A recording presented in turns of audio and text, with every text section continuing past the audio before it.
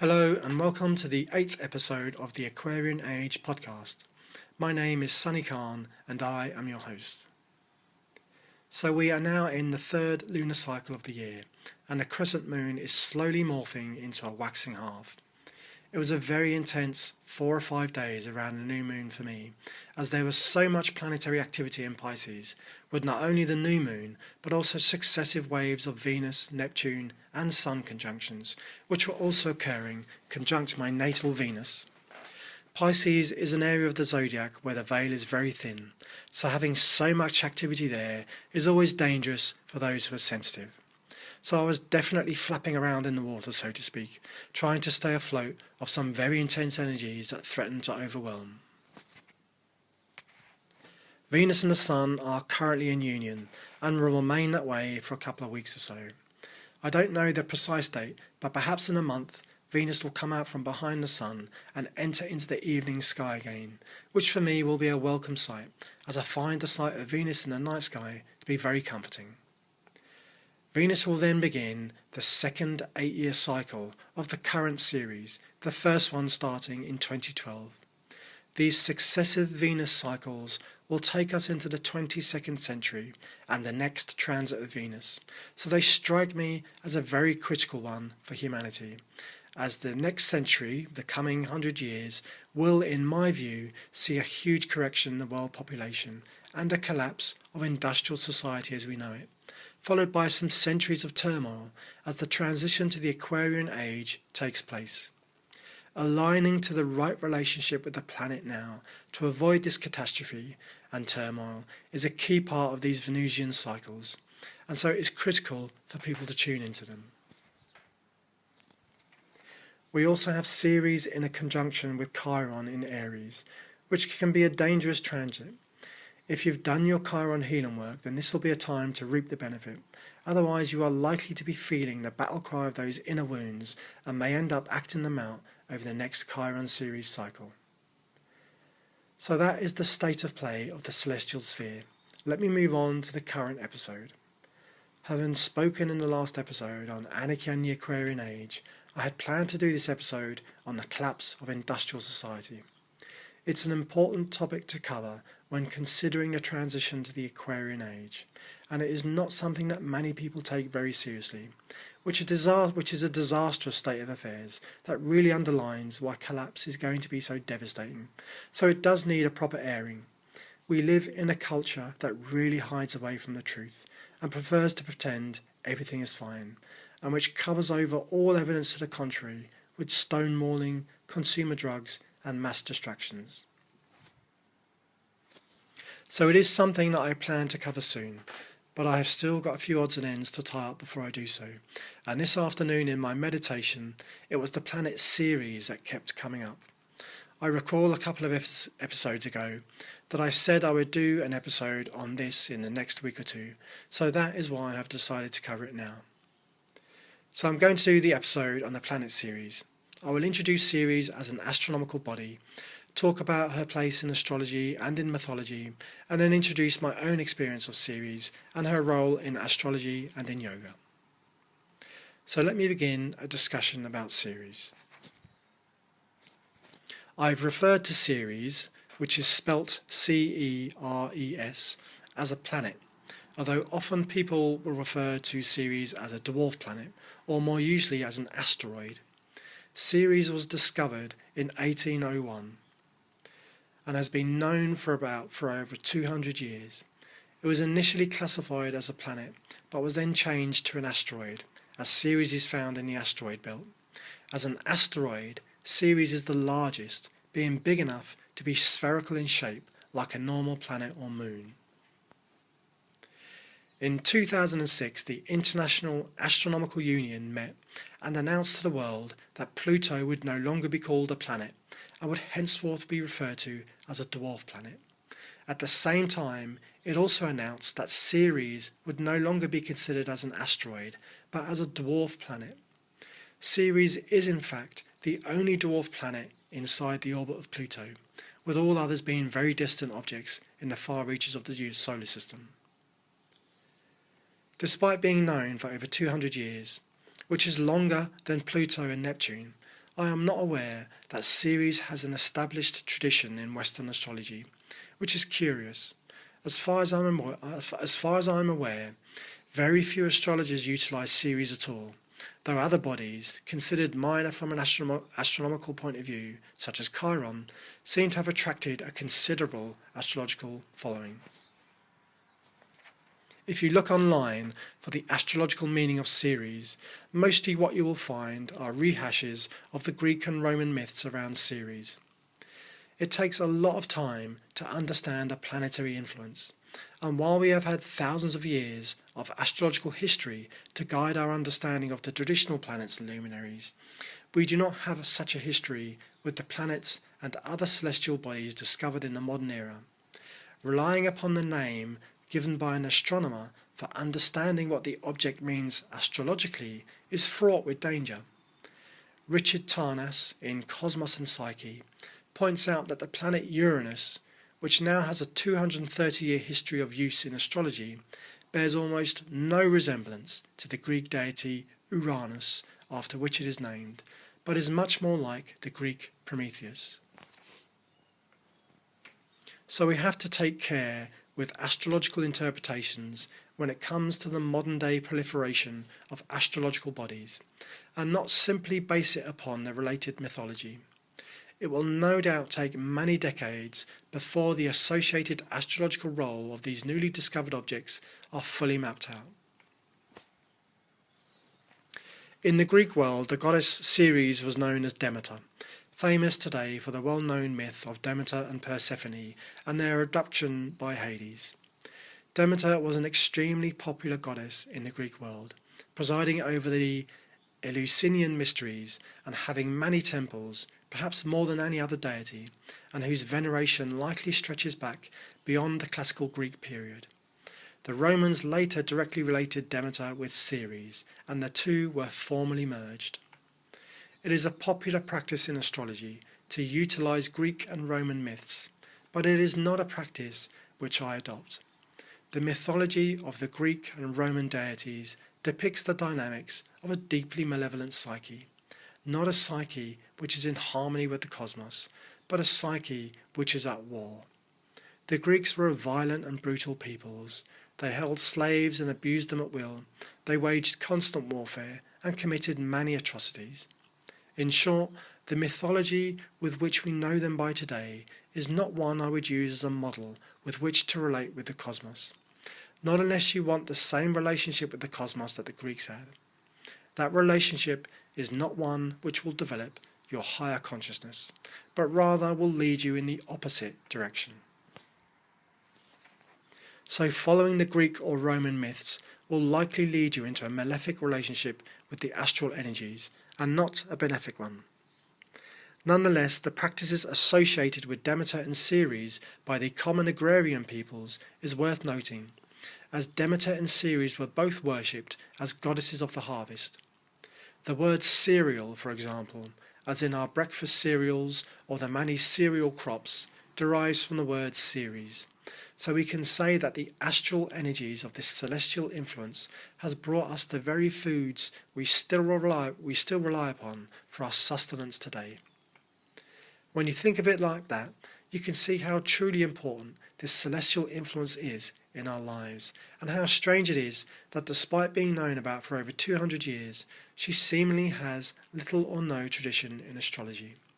This, in my view, is a direct result of a huge bias towards the masculine and the repression of the feminine. Of course, though we are all alive today, thanks to the abundant harvest of cereal crops humanity has enjoyed for thousands of years, as astrologers we can rightly ask the question, what do cereal crops have to do with the psyche? It is in this regard that I think it is worth relating my own experience with Ceres and the transits of Ceres, for in my experience, this function in the cycle of growth and harvest plays a critical role in yoga and in attaining states of yogic realizations. Before I relate that, however, I want to talk briefly about the difference between Ceres as a goddess and Ceres as an astrological body. I think it was Carl Jung who said that whatever you repress in the psyche, you are fated to end up worshipping. The worship of gods and goddesses, in my view, really represents a failure to develop and fully integrate our collective archetypal inheritance. The celestial bodies are one of the major influences when it comes to the evolution of life on Earth. I imagine most astrologers can see the solar influence in lions, the Saturnian influence in a crocodile, or the lunar influence in moths. Many of the plants and animals we see in the world can really embody the archetypal energies of a specific planetary influence, whereas others, such as humans, really represent a mixture of the various influences. These manifestations can really help us to understand the planetary energies at their basic or more primitive level. But these influences have a bearing not only on our bodies and their instincts, but also, in the more highly developed animals, on our personalities. It was Isaac Newton who first split white light into its component parts, allowing us to see that it is in fact made of rays of light of many different colours. In the same way, astrology allows us to see clearly that the human personality is also composed of component parts which we can call archetypes, and which all merge together to form one coherent personality. Under specific conditions, such as a moment of crisis or a key transit, or doing a specific everyday task, one of those archetypal components will come to the fore and be visible, just as the various components of light can be made visible using a filter. Furthermore, most of us tend to embody a specific archetypal energy more than others, in the same way that lions embody the solar influence more than other influences. The point here is that the astrological influences bring with them archetypal energies, which a human being embodies as a personality with specific attributes and functions. A failure to embody that energy can result in that influence being perceived as a deity and worshipped. This is a very common mishap on the spiritual path, where people looking to develop themselves spiritually get stuck and fail to embody the archetype and instead end up worshipping it. This is common in everyday life too, though in secular societies the archetypal energy results not in deity worship, but in celebrity worship, where people who embody specific archetypal energies end up being worshipped as living deities. Archetypes are certainly very magical things, but they are there for us to manifest, embody, and to live out the associated mythology, not to worship. So in astrology, one does not regard the planets as deities, but as the sources or conduits of energies. We do not know the origins of these energies, and it is not really the task of astrology to ask such questions, but more that of the occultist. Astrology simply learns about these energies, how they manifest, the types of experiences they bring, and how they generally relate to matters here on Earth. So when I talk about the Roman goddess Ceres and the traits associated with that goddess, I am really just looking to get some idea for what the archetypal energies of the planet Ceres can bring. The Romans had their relationship with this planet, in my view a limited one, in the same way that the relationship of a lion with the solar energies is also a limited one, but nonetheless it has its uses. So we will see how we can utilize the knowledge of the Roman Ceres as a goddess of the harvest to gain a much higher understanding of the astral energies of Ceres, especially as regards to developing the higher consciousness of yoga. Having given an introduction, I want now to talk about the role of Ceres in the psyche, and specifically in yoga. Recall that the word cereal comes from the word Ceres, and that the goddess Ceres has been associated with the development of all of our cereal crops, and probably other domesticated crops, as well as with mothering and the cycles of the harvest. We saw earlier that the planet Uranus seems to have little to do with the Greek deity Uranus, whom the planet is named after. So we do not know for sure whether the goddess Ceres has her origin in the astral energies of the planet Ceres, which was discovered in 1801 and named after this goddess. But from my own experience with yoga and astrology, I believe this is almost certainly the case.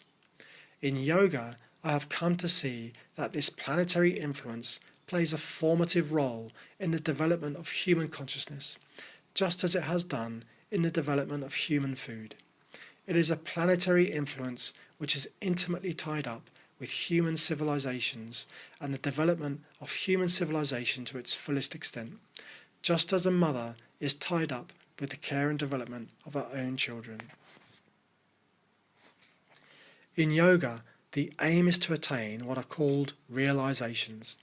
These are essentially key stages in the development of the subtle body, which after attainment lead to a permanent new state of being and the resulting development of new powers of consciousness. Taken together, these successive realizations can be considered as a kind of stairway to the final attainment of yoga. Like with any growth, these attainments require energy.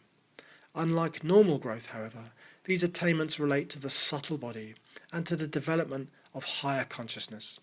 For that reason, these attainments do not require physical energy, but subtle energy, an energy that is harvested from the karmic body as a result of our own actions. Furthermore, they require us to consciously develop this karmic energy and to consciously direct it towards spiritual growth. In my experience, it is the astral energies of the celestial Ceres that is directly involved in governing this whole process from start to finish. But before I carry on with that thread, let me explain a little bit about what I mean by a karmic body.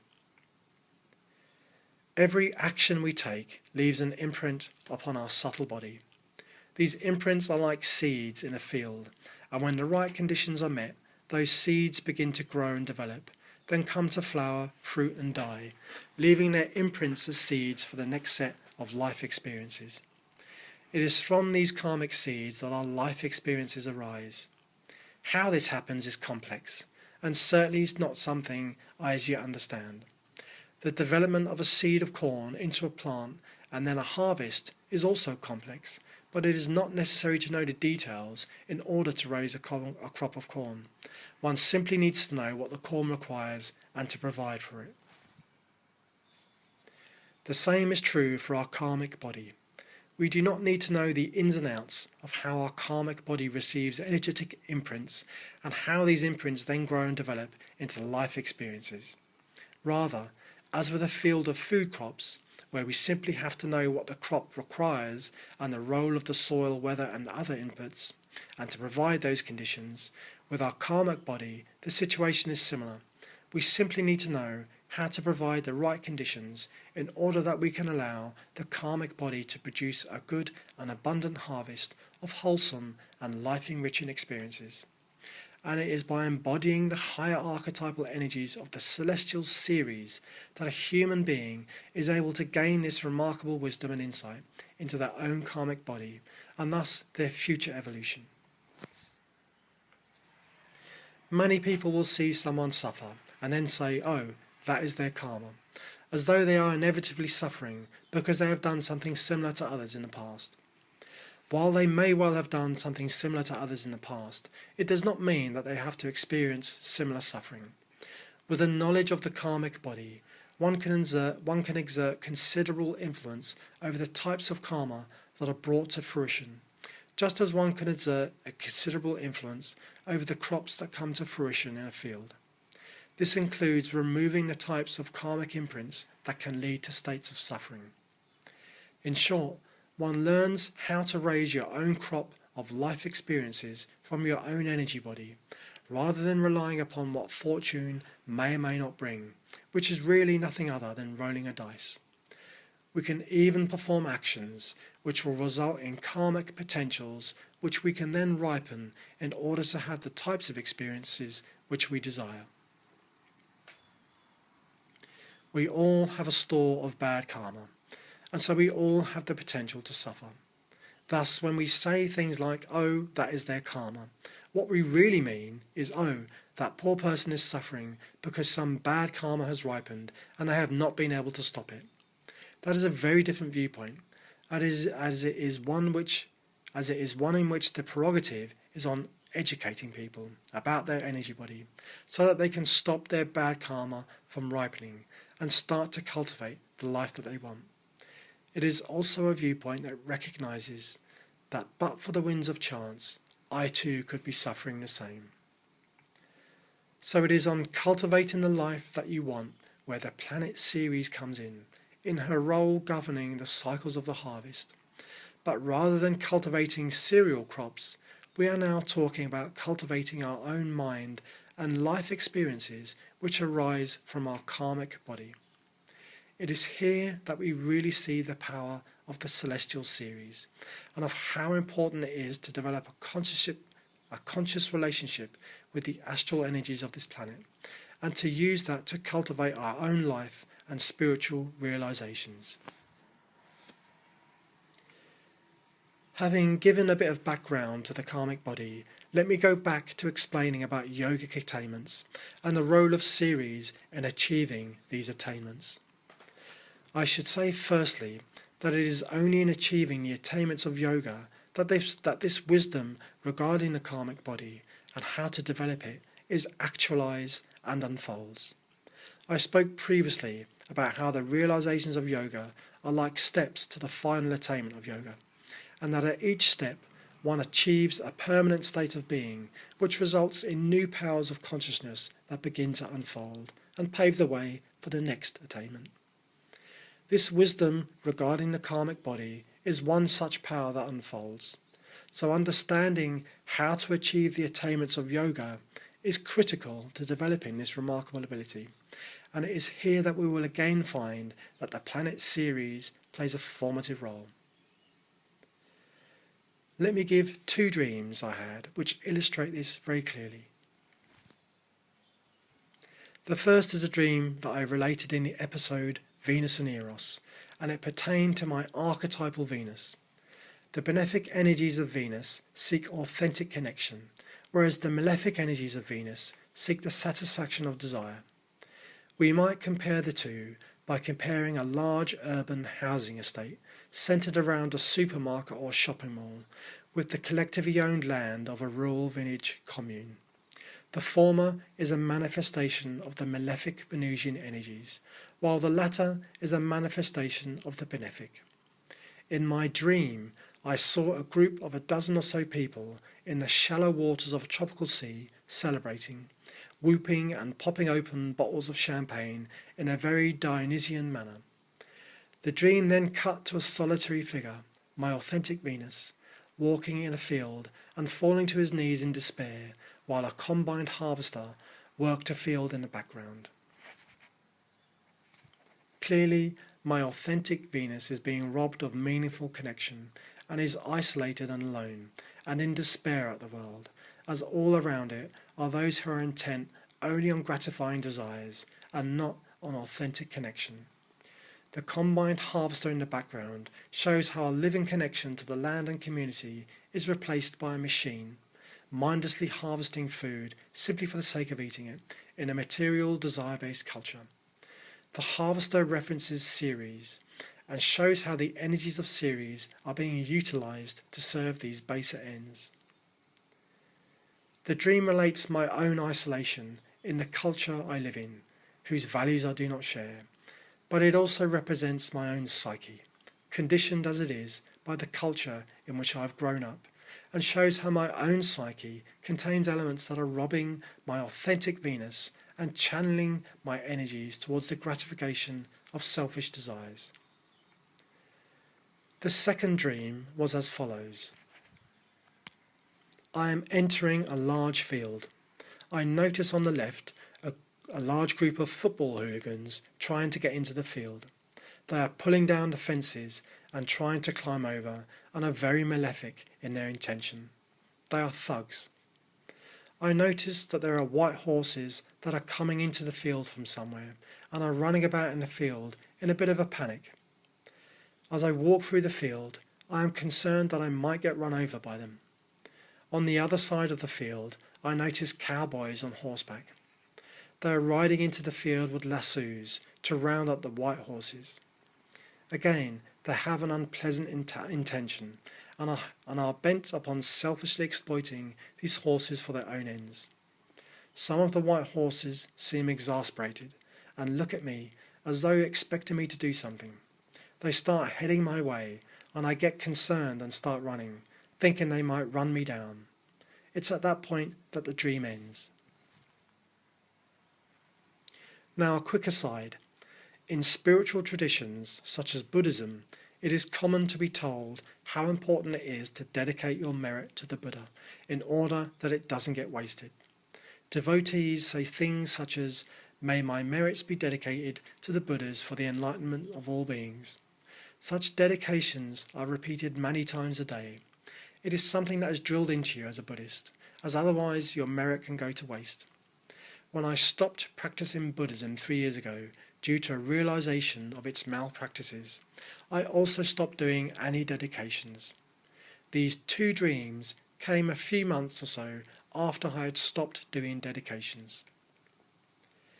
In the second dream, the football hooligans represent a malefic Saturnian energy, while the cowboys represent a malefic solar energy. They both have malevolent intentions and are intent on getting into the field to steal the white horses. The white horses represent the higher spiritual energies that I am generating as a result of my yogic practice. I have stopped doing many dedications, and so they are now just roaming about and being utilized by malefic unconscious instincts in order to cultivate selfish ends and the gratification of worldly desires. In the first dream, the situation is similar. Spiritual energies are being harvested unconsciously for selfish motivations, and as a result, my authentic Venus is being robbed of connections. The two dreams illustrated to me very clearly the importance of harnessing your own spiritual energy and making daily dedications. After these dreams, I resumed making daily dedications, but this time not to any deities, but to my own authentic being. My dedication was as follows: May my merits and spiritual energies be dedicated to realizing my authentic being. Since resuming this practice, I have had no more dreams of this kind. What the dreams also show is the importance of Ceres in the practice of yoga. This is illustrated clearly in the first dream by the combined harvester, which really represents the conditioned energies of Ceres. These conditioned energies can be overcome by making conscious daily dedications, and in this way our archetypal Ceres energies can be employed to utilize our spiritual energies to develop the required harvest. The dreams on their own did not convince me that Ceres was responsible for the spiritual harvests of yoga, but only of the importance of resuming dedicating my spiritual energy so that it cannot be stolen by unconscious malefic intentions. What really convinced me was the fact that time and time again it was during key Ceres transits that attainments and spiritual insights were gained. The type of attainment, insight or power being determined by the aspects to the other planets. And in my mind, Ceres is a key player in this process, without which no attainment or harvest likely takes place. I have only been following the transits of Ceres for 2 years, so it is still too early to come to any definite conclusion about the role of Ceres in such complex matters. However, what is clear to me is that Ceres plays a key part, and that makes the planet Ceres a very critical part of yoga, one that to date has been drastically overlooked. Furthermore, my insight suggests that it is not just in the attainments of yoga, but in all matters pertaining to the karmic body and the myriad life experiences that flow from it, that Ceres plays a critical part. Every life experience can be considered a harvest, the harvest being the key moment of actualization, or the moment when it reaches consciousness. Traditional astrology, rooted in the patriarchy, credits Saturn as the Lord of Karma. I think this is a misconception, rooted in the fact that for the Greco-Roman world and in its modern derivatives, Saturn is a malefic. A patriarchal culture is an expression of a malefic Saturn, and a malefic Saturn is a very controlling influence, and in my view interferes in the process of karma, exerting that control, but is not itself the ruler of karma. For me, if karma and the karmic body are to be considered as the domain of a specific planetary influence, that influence would be Ceres. Bodies, whether a physical body or the karmic body, have always been the domain of the feminine. The word for matter itself, of which the physical body is made, being a derivative of the Latin mater, meaning mother. Ceres is the mother of our karmic body and governs the cycles that pertain to it. Those cycles can begin in one life and end many lives later. Such is the case in yoga and in achieving the states of being that are the fruit of yoga and which take many lifetimes to attain. I believe that the domination of the feminine by the masculine in astrology and the appropriation of those roles is coming to an end. One sign of that is the proliferation of the feminine heavenly bodies that many astrologers are utilizing and coming to grips with. Black Moon Lilith, Juno, Ceres, Vesta and Pallas.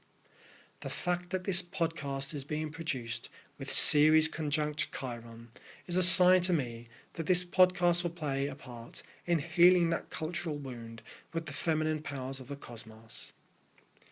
This is a pivotal time, not only for astrology, but also for the psyche, for it heralds a fundamental transformation of our minds, as the new astrology brings us into touch with the feminine powers of our own mind that have long been repressed. One result of that will be the breakup of the roles attributed in traditional astrology, whether Western or Eastern, as the appropriation of the roles of the feminine planetary influences becomes clear. As this new astrology begins to manifest, the psyche of the astrologers who practice it will transform under the liberated influence of these feminine archetypal energies. These individuals will act as beacons, and as more people slowly become exposed to these energies, a new culture will begin to emerge.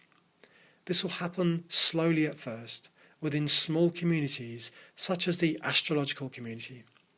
Such communities will form a cultural seed, which in turn will be cultivated by the planetary energies of Ceres to form, many lives down the line, a new human culture, one that will form the foundation of the new age of Aquarius. I'm going to end this podcast there on Ceres and yoga. I hope you have found it illuminating, and I will speak again soon.